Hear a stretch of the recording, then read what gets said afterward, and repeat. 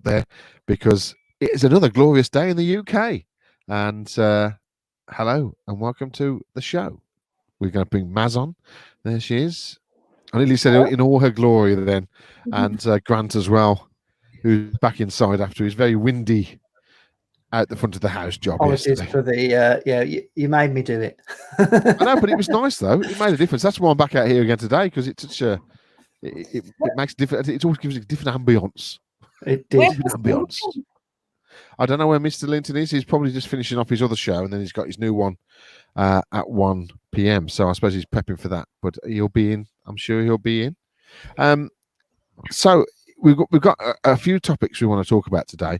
We're trying to get some more comments in from viewers and listeners. Here comes Mark, and thanks for turning up, mate. You all right? Mark, I'm good. No. Jolly good. Looking at his phone. So if you've got comments, don't forget, go to the Small Business Support Group page. It's there. That's where the comments will come on screen if you can put them on. Obviously, if you're watching on a watch party, thank you very much for doing that. But obviously, to get the page, the questions on screen, you need to go to the main hub and the main page to get them up there. So what are we talking about today, Maz? What have you got to talk about? I will speak about a former Conservative Party leader who has questioned the 2-meter social distancing rule. Ooh. Okay. Mark, what we got on your agenda today?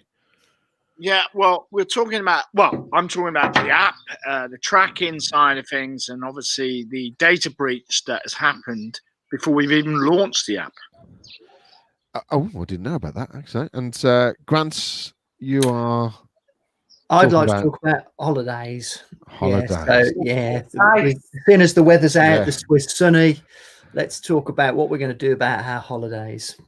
That's something great to. I'm very relaxed and chilled and laid back today. You sound like you got your late night DJ radio. I know, it does, voice doesn't it? Hey, welcome. You're listening to The Love Line on. Anyway, sorry. Special requests to Matt. Yeah. I have to apologise. Maz, do you want to lead the way on this then? Good morning to you. Oh, I've got to. Every day. I'm sorry. Are you trying to give me a message here? Sorry, every day I press that button, and I don't do it to anybody else. I really apologise. Anyway, Maz, take it away. Okay, so as I said, I was going to talk about the former Conservative Party leader who's called on the Prime Minister to reconsider the 2-meter social distancing rule. Don't know if many people have heard of him. His name is Duncan, and he said that he would.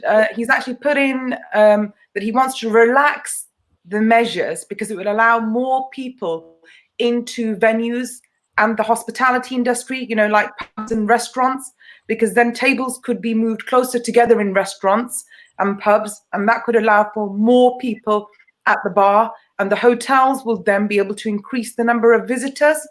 And it will all help to drive the profits and kickstart their businesses. Because if they work on 1/3 or 1/4, they won't be able to recuperate their costs. So I looked into it a bit more. And currently, the World Health Organization, they actually recommend only a 1-meter distance. So I went onto the website, and the reason for this is, and they say this on their website, is that when somebody coughs or sneezes or speaks, they spray these small liquid droplets from their nose or mouth, which may contain the virus. And if you're too close, you can breathe in these droplets, including the COVID-19 virus, if the person does have the virus. And then I looked at where we got the 2-meter rule from. And apparently, if you look at research, it dates back to the 1930s. That showed droplets of liquid from coughs or sneezes would land within a 1 or 2 meter range. They're not sure. I mean, to me, it doesn't make any sense, because I tried to find out where this ruling has come from. Because if you can smell someone's cologne, perfume, sweat, vape, I don't know, cooking dinner down the road, or the curry from the takeaway up the street, then actually you'll know that air circulates much wider than the 2 meters. Also, on a crisp winter morning, just look at how far people's breath vapor travels.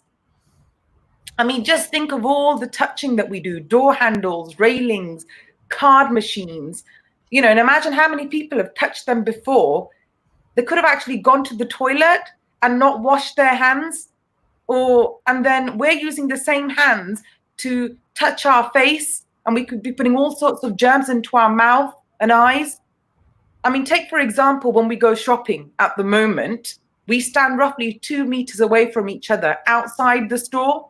But once we go in, we're actually brisking past people. We're walking near them again. And then it's something that we spoke about the other day. Look at the congestion in the morning at peak times we've seen on the tube trains lately. And people are certainly not able to social distance on these tubes. And the number of COVID-19 hasn't gone up in London. Apparently, the news is that the virus has dropped in London. And from the beginning, it's been made into this golden rule, and everything else has been dismissed, like wearing masks outside the house. If you look at other European countries, they've gone for smaller distances, but a stronger push on wearing masks and gloves. You know, some have said they've made it mandatory, actually. And we all know that the science says that masks make very little medical difference other than to stop someone with the virus from spreading it. But they do seem to have a placebo effect, giving emotional reassurance and a willingness to move forward. I mean, those countries now that have schools reopening with minimal fuss, people back to work, and their economy is building back up. I mean, we're not going anywhere fast, because this magic 2 meter rule, but no mask attitude, is making it really impossible. I mean, the government have been very successful, in capital letters, scaring the daylight out of people. You know, their problem now is getting the level of fear down and creating a situation where we can all return to normal. I mean, all this distancing is turning people against each other. Some people, and I've seen this where I've gone and I'm not having the 2 meter rule, you know, they practically jump away like Olympic sprinters. And if you get anywhere near them, you know, they either kick off, or I'm sure that they think just passing someone in the street can transmit the virus to you.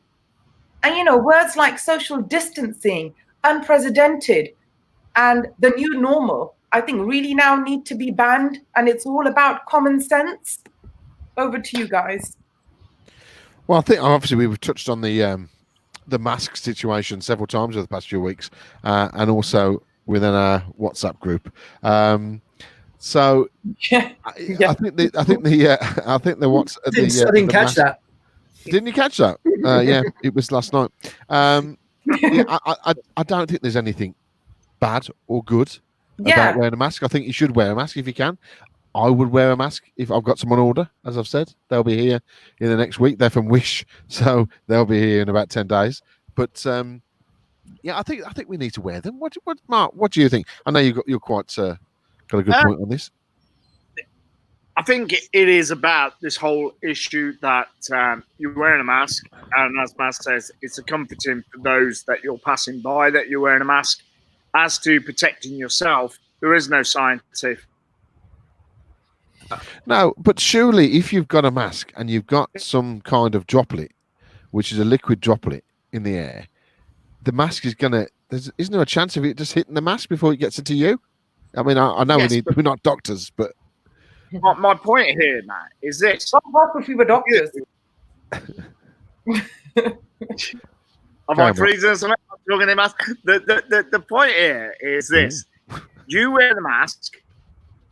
You are obviously not necessarily infected, but if you touch something that is, you touch the mask, which we always do, we all go to our face, you're going to reinfect yourself because you're constantly checking the mask is okay, is it fitted, all the rest of it, without washing your hands in a public place. Children have to start wearing masks. They're going to get more infected as well because we are going to be constantly. That's true, but and yet we're sort of. We'll be touching germs all over the place. But we're sort of following the rest of the world on this, and we can't pick and choose what we want to do in this country. We either follow what the rest of the world is doing or not. Now, is everybody standing up and saying school's going to go back? I don't get it, because we're not allowed out the country, and we've also It's not the point I was trying to make. We don't have to follow what Europe's doing. We don't have to follow what other countries are doing. We can be autonomous with this.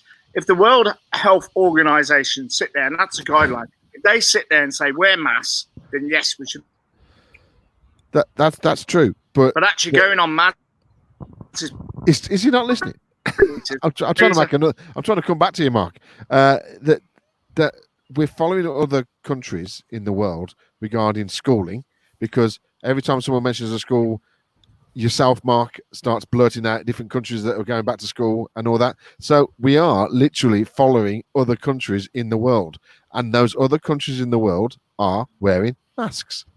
So you can't just decide. You can't just pick and choose the bits that you want out of this pandemic. Tell me what countries. List those countries that wear masks right now.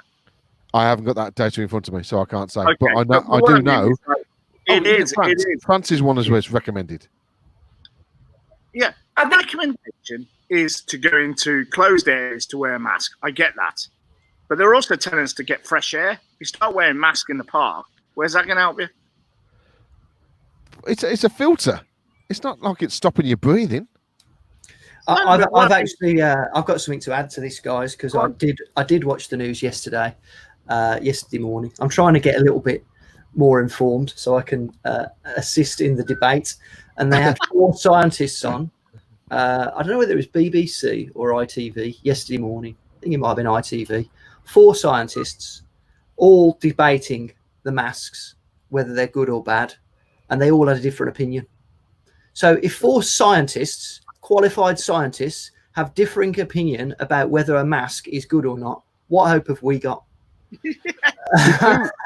We do have a major problem here, and I'm not trying to stick in, the knife in on Mark there, because it was. I know. I do apologise. It was me just trying to make a point that, you could very easily swear here, couldn't you, and just say no one's got an effing clue. No one's got any idea. Every country's just doing what they want to do and what they think, and just getting on with it. Sorry, I tell you what, Matt. I just got to tell you this quickly, because I think something really made me laugh. Obviously we've got one person on our WhatsApp group who's a huge advocate for masks, and as somebody pointed out to me, if you're in a lift with somebody wearing a sensible pair of briefs and a tight pair of jeans, and they break wind, you can smell that nice as you like. And if denim and a pair of pants can't stop the smell of somebody breaking wind, how is it supposed to stop COVID-19? That is very true. Except you could get into the technical side of things that that's a vapor and it's not a liquid, but blah blah blah blah, whatever you want. What my point I'm trying to say, let me just finish, Maz, because I'm quite angry at this. Is that I've just heard it from my wife in the kitchen, which I'll come on into a second. No one's got a clue. No one's got an idea. All we're trying to do is the best way possible. And it's when people start saying, you need to do this, you need to do that, because so-and-so's doing it and so-and-so's doing it. Well, that's great, but they're doing it because they don't know what they're doing. They've just fallen onto it and thought it's working for them. Schools, get this, right? We've just had an email. I think, I don't know if Grant wouldn't have had one. Oh, you might have.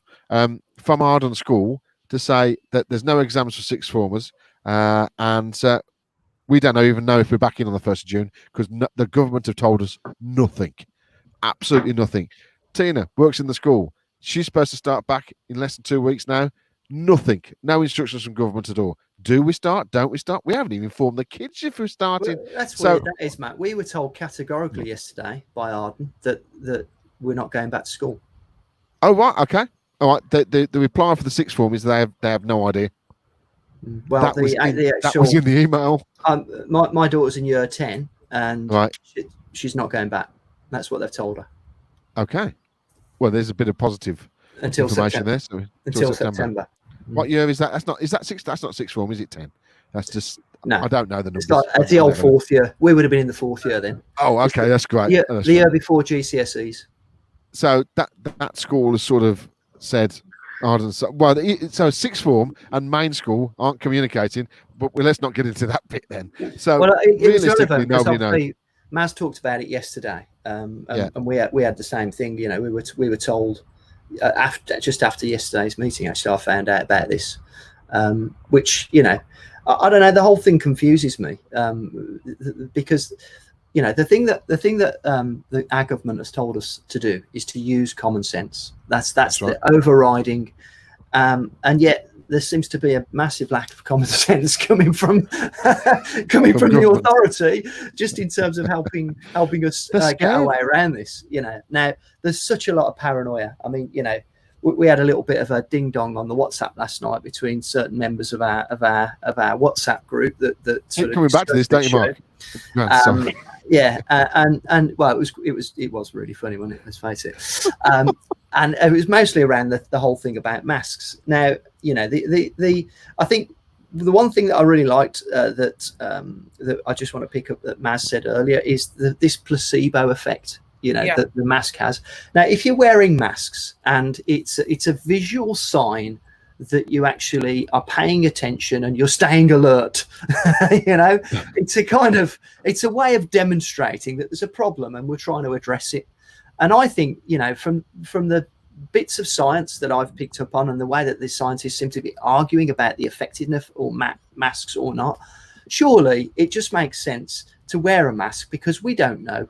So we may as well err on the side of caution and give that visual demonstration that we're trying to make an effort, because surely that then gives us the ability to be more confident about getting on with life and getting back.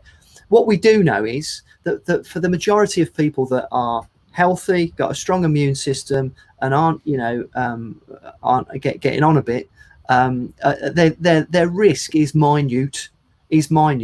Surely it would make common sense for people that fit into that category to actually crack on, keep getting on with what they do, and the ones that don't fall into that category, the ones that are at risk, to quarantine themselves and isolate so that we can get the economy back up and cooking.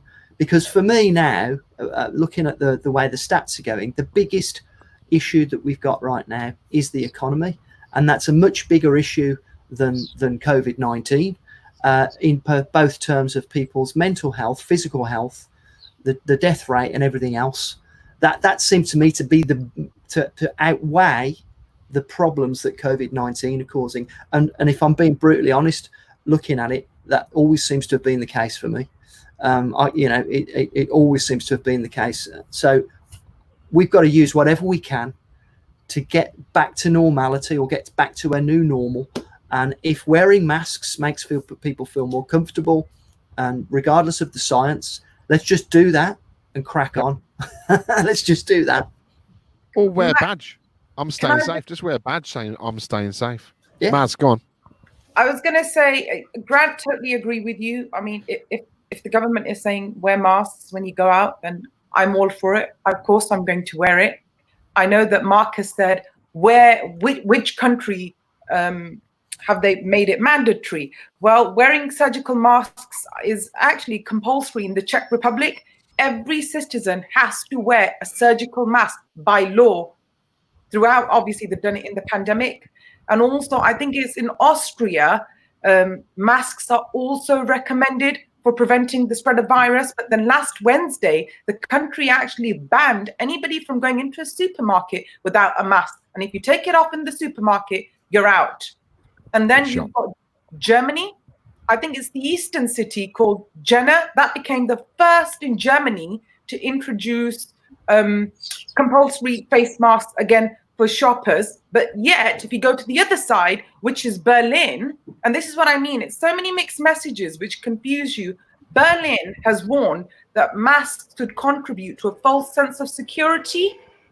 And then you've got New Zealand, and the Ministry of Health there have actually said, they've said to the public to adhere to basic hygiene, for God's sake. That includes washing your hands, which is, like you've said, common sense, with soap and water. When you're coughing and sneezing, do it in a tissue or the elbow if you don't have a tissue. And stay at home if you're ill, and clean your surfaces regularly. I mean, come on, people. It is just common sense.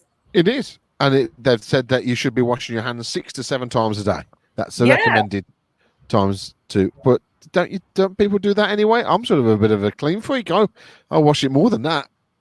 It's just weird. So let's move on from this mask debate, which so we don't have to mention the WhatsApp group again. And let's go over to the tracking app, which Mark wants to talk about. Or is it the tracing app, or is it track and trace, isn't it? Yeah, track and trace. Yeah, it's on the news this morning. Secro is a company who has been given the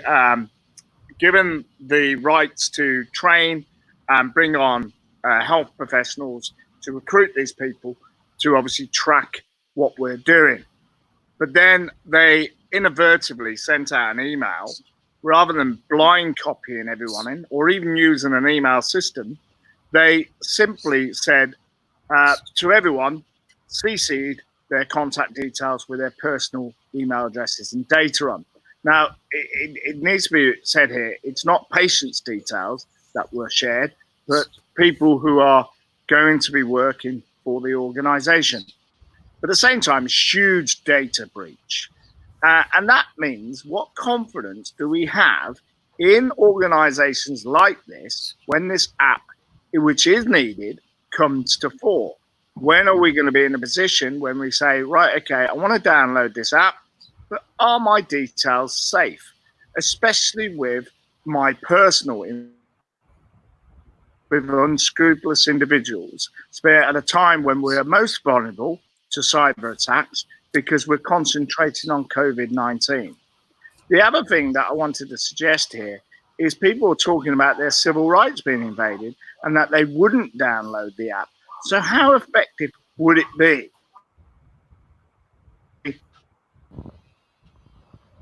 As you've frozen?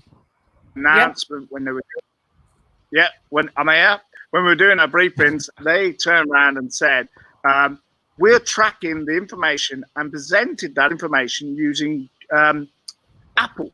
So why is it that we're having to design our own apps? We've talked about this, Grant's talked about this, when most of the information is already there with your providers, such as Android and Apple have that information. So we're now looking to use a third party.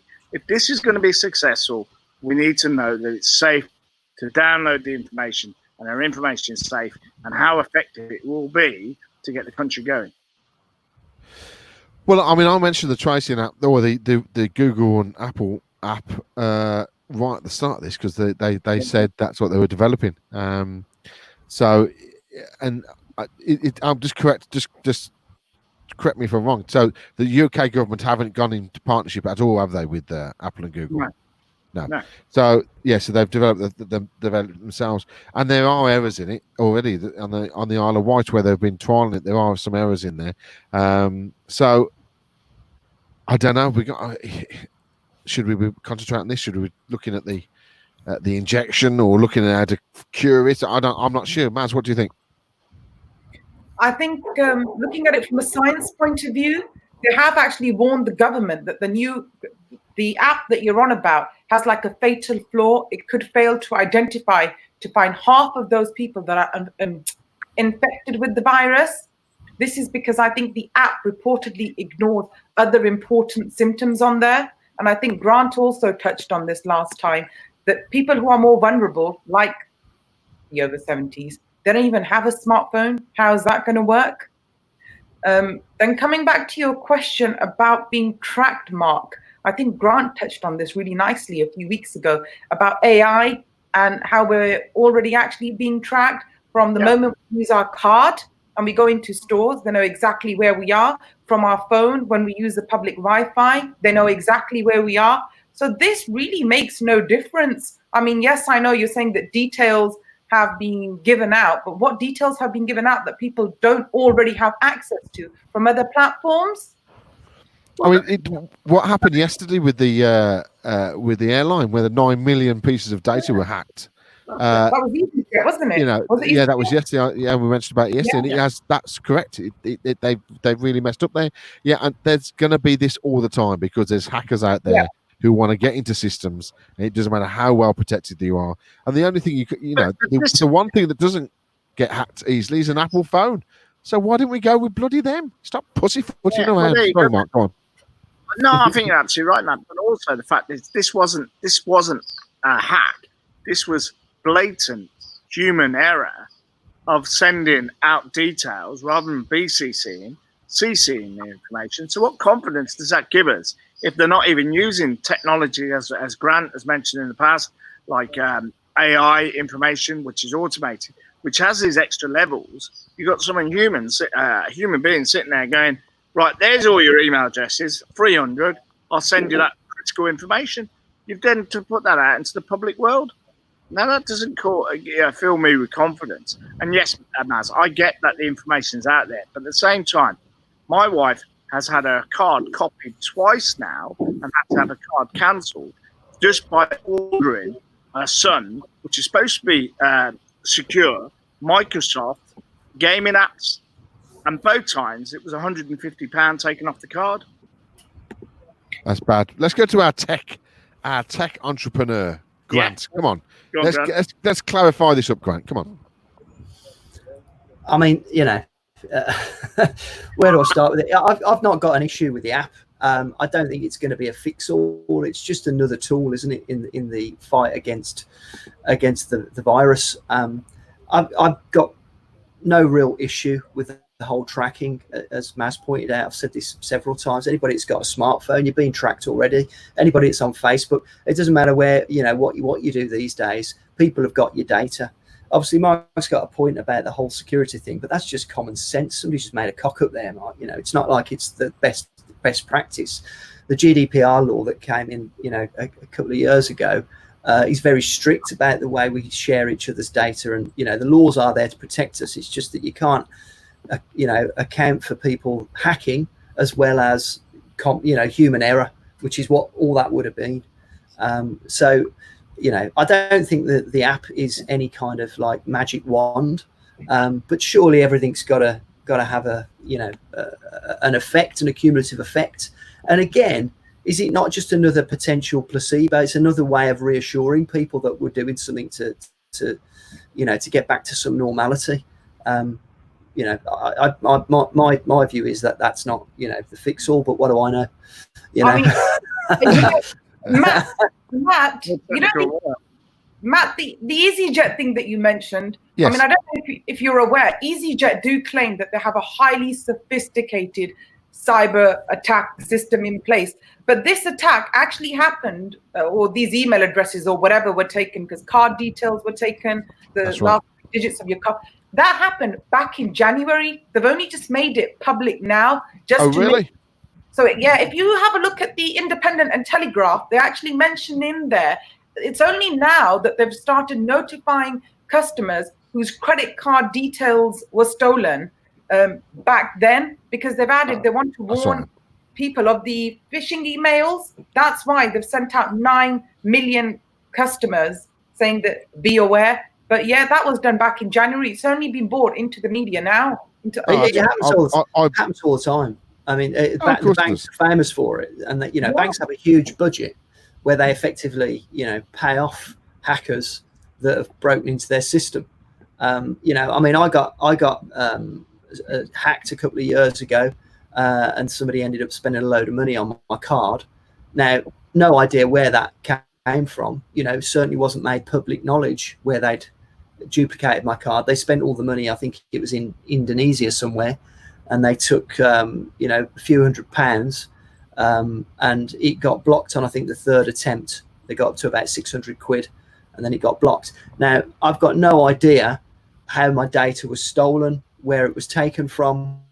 It could well have been a big organisation that kept the wraps on it. I'm sure that EasyJet have only come out with this now because there was going to be a potential breach where it would come out anyway. So they were getting ahead of the curve. And that's usually what happens with stuff like this. It's a common fact of it's the way the world is. Obviously with the business I'm in, I've had loads of websites hacked for just malicious hacking, no real sort of reason behind it. They just do it. And the reason we've migrated to the system that we're on now is because we don't have that happen. But it's a fact of life in our business. When you're working online, in most instances, it's just the way it is. I mean, it's very true, and my advice to everybody, because I was hacked quite heavily about 2 years ago, and I mean, with your credit cards, obviously you're protected by the credit cards, so that's all good. But debit cards is always a bit of an issue because it takes a long time to get the money back. So I actually now all I do is that I have a debit card account and a savings account, and I actually only put the money into the debit card when I'm actually going to purchase something. So my wife hates it because she thinks you stood there at the till when you transfer the money. Yeah, I know, but no one, if they hack that card, they can't get a cent off me because I always leave that balance at zero. And that's why I don't buy any drinks at the big BGN events. Because Mark always holds the events where there's no Wi-Fi. Anyway, let's move on. As we were talking about holidays, that wasn't a gag. I do that. I do keep everything in a separate account. So you can go in the background. You're fine. The way, Catherine, you can be. So we're going to talk about holidays now, as we were just talking about. Oh, yeah, this is going to be COVID holidays. That's not somewhere to go to get COVID. That's just me putting that on time. I don't realise how bad that looks. So, COVIDholidays.com. Yeah, that's it. The worst website in the world. Anyway, Grant, tell us what you want to talk about on this one. Yeah, good. So every year, we go away. We have a summer holiday and a Christmas holiday, and I do look forward to it. I think as a business person, it kind of allows me to work my socks off when I'm not on holiday, and then it justifies me having a good break when I go away. And we booked up this year to go away at the end of August to go to France. The way we've been for the last few years, we drive down right to the south of France and spend a couple of weeks down there. Now, at the moment, I reserved the holiday beginning of the year or late last year, so I've got a deposit down on the place that we're stopping every year. And as things started to ease, we've had this whole kind of debate: what do we do? Should we book a holiday? So I got in touch with the place that we stop at, and they've said that I haven't got to pay. Normally, I'd have to pay the balance by now. I haven't got to pay the balance. That the French government is going to give them some guidance at the end of this month.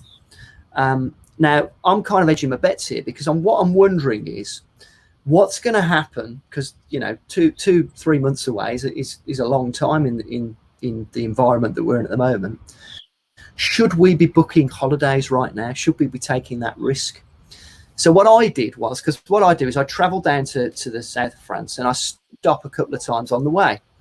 So I went on to Expedia, who I do book a lot of my holidays with, and I did actually book a couple of hotels on the way down, and it allowed me to make the booking, and they still got their usual 24-hour cancellation, so I can cancel up to 24 hours prior to the booking and get my money back. So I'm just putting it out there, guys. I'm taking a bit of I'm taking a risk. I've got to book my ferry or the tube. Now I'm thinking if I go over on not the tube, but on the tunnel. If I go over on the tunnel, I'll be in my car. I'll get on the tunnel, on the train. No problem with social distancing. I know people are still going back and forwards to France. The borders are still open. In fact, I met somebody the other day who's going backwards and forwards to Switzerland on a fairly regular basis, still, and has been throughout the lockdown. So the borders are still open, despite what people tend to say.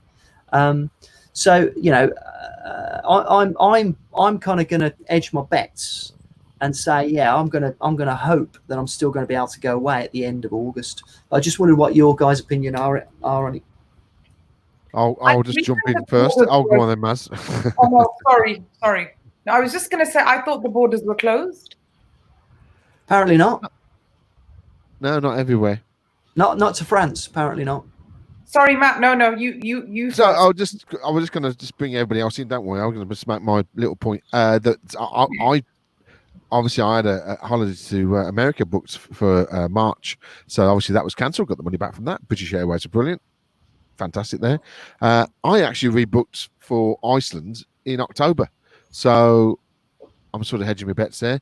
Hopefully, we took full insurance, so we'll either get the money back on that, or they'll give you vouchers for later on in the year or next year probably. And I actually booked in via Airbnb, and which is great because you get that you can cancel up to about 3 weeks beforehand. So I think the flexibility is there, and it's also good to get money back into that industry because they're suffering the most, and it is terrible.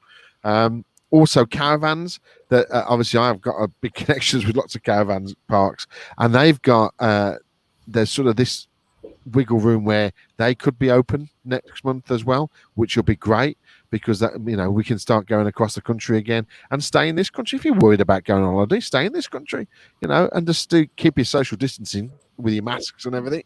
But in a caravan, Maz, what do you want to say any more? Yeah, I mean, if there's anybody out there that's listening who's a travel agent, they're booking flights, please do message me. I'm all up for it. We are dying to get on a plane with the children. So yeah, why not? And it's like you said, we do have to put the money back into this industry. And it's just about, being safe, sensible, common sense. So that's nice. Where are you going? Maldives? Mark, go on. Oh, he's got. Yeah, sorry. I was going to say, have I got a dodgy connection? Yeah, you have. But it's 50. Might hold it against you. I'm 50 this year. And here we go. I have big plans to do lots of different things. And this COVID has really stuffed me up. I love the idea. Is it me you got here, Mark? He's breaking up. Mark's breaking up, but all we've heard that Mark is that you're 50 this year, and it's really buggered it up. I don't know what that means.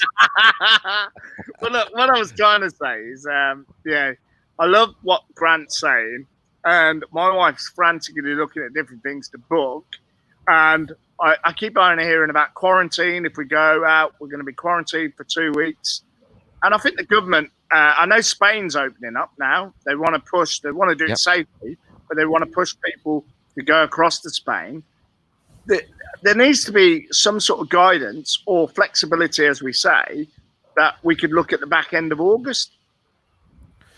I think we just got to see what's happening over the next few weeks. I just feel that everything's getting a little bit better. The rates are all coming down. They're not making a big thing of it, and I think they don't make a big thing of it because I think the governments are scared of saying something and it's not going together where they want to, because the governments are still looking that the next the voting and all that type of thing, are they going to get back in again for the next general election? So they're protecting their votes a little bit, and so they won't try and release anything too fast in case we hold it against them. But we shall see, and we shall continue to be with you during this COVID crisis and beyond, which we're going to talk about in the next few days. But that's it for today, because we're all off to the BGN Facebook Live party, which is happening at 1 o'clock. Mark, do you want to tell us who's on there today? Yeah, so we got Jamil Shabir from Bootcamp Media and Richard Quantic from Chitso. And they're going to talk about their journeys, where they've been, how they've approached to it all, and really how they can be positive going forward.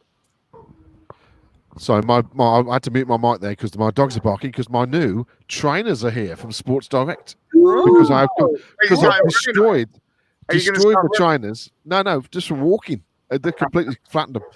Right, so we'll see you over there. Oh, yes, I'm very excited. So